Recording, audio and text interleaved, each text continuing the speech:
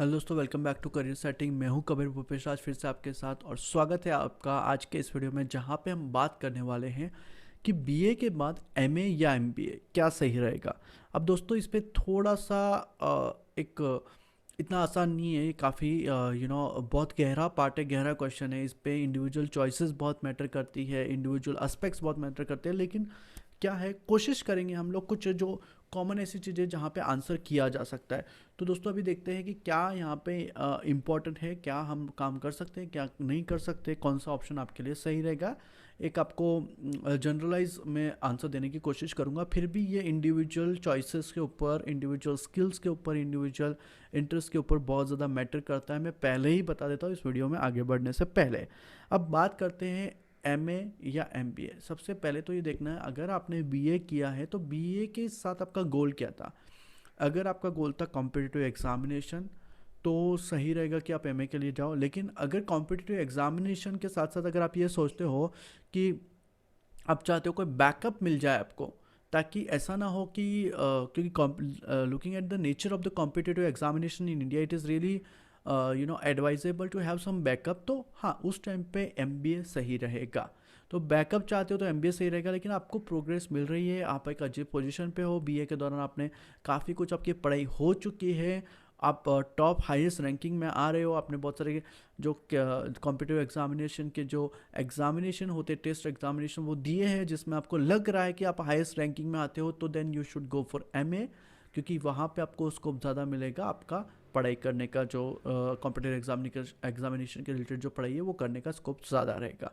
तो ये दो सिनारियों में आप अलग दो दो ऑप्शन चूज़ कर सकते हो।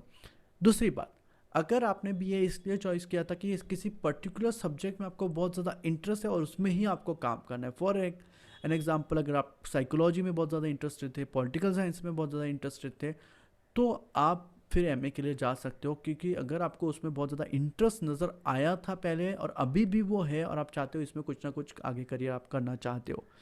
तीसरा जो है टीचिंग फील्ड है, अगर आपको इंटरेस्ट और टीचिंग फील्ड में जाना चाहते हो तो भी एडवाइजेबल है कि वहाँ पे भी आपको ऑप्शन बीए के बाद आप एमए में जा सकते हो। या फिर कोई भी सोशल वर्क ओरिएंटेड फील्ड में आप जाना चाहते हो तो अगेन इट इज़ एडवाइजेबल कि बीए के बाद बहुत सारी जो फील्ड है वहाँ पे आप जाना चाहते हो, जर्नलिज्म वगैरह, तो ये काफ़ी स्ट्रेट फॉरवर्ड ऑप्शन रहेगा।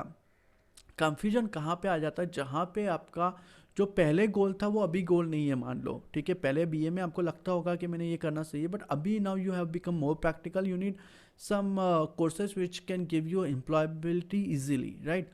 तो तब फिर एमबीए के और ये कंफ्यूजन आता है सामने।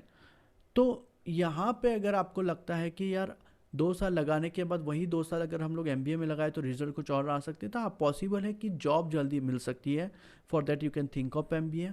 पैसा लेकिन जो है दोनों में भी आपको लगने वाला है, लेकिन डिफरेंस बहुत ज़्यादा है। तो एमए में जो आपका अगर फ़ी रहेगा वो मान लो एक 20-25 हज़ार एक एनुअली रह सकता है, टोटल आपका 50,000 के आसपास में पूरा कवर हो जाएगा। वही अगर एमबीए करते हो तो 4 लाख भी जा सकता है, 2 लाख से 4 लाख, 10 लाख भी जा सकता है। तो that cost you have to bear. But अगर आपको ये इस पर डिपेंड करेगा कि आप एग्जैक्टली करना आगे फिर इसी प्राइवेट सेक्टर में कुछ करना चाहते हो, उसी फील्ड में जाना चाहते हो, then it is good. Otherwise अगर आप सोचते हो कि अभी के लिए कुछ चाहिए और फिर बाद में और कुछ डिसीजन चेंज करना है, तो फिर एमबीए में इतना सारा पैसा वेस्ट करके भी मतलब नहीं रहेगा।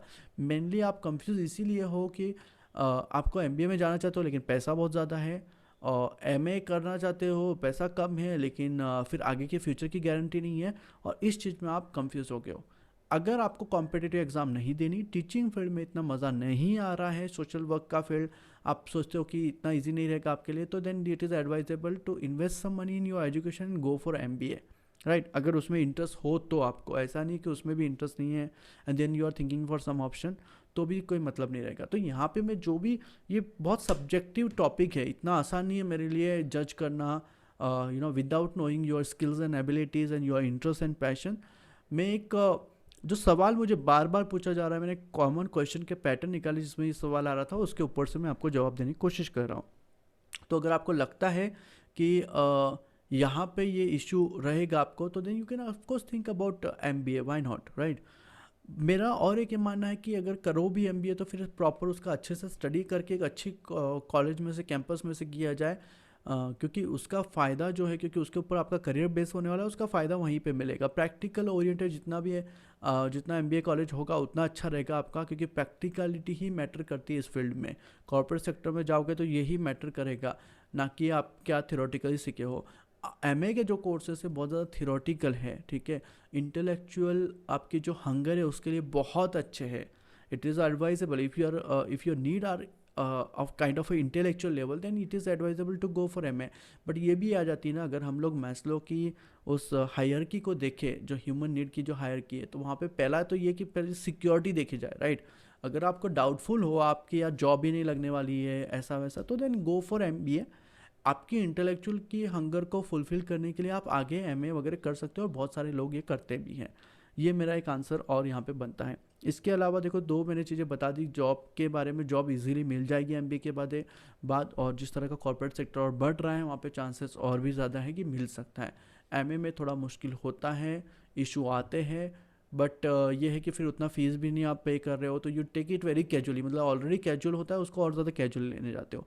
या तो सिर्फ इंटेलेक्चुअल लेवल पे बात करते हैं हम लोग, अगर वहाँ पे अगर आप चाहते हो तो then it is good option. Theoretical है, इसमें करियर ऑप्शंस भी लिमिटेड है।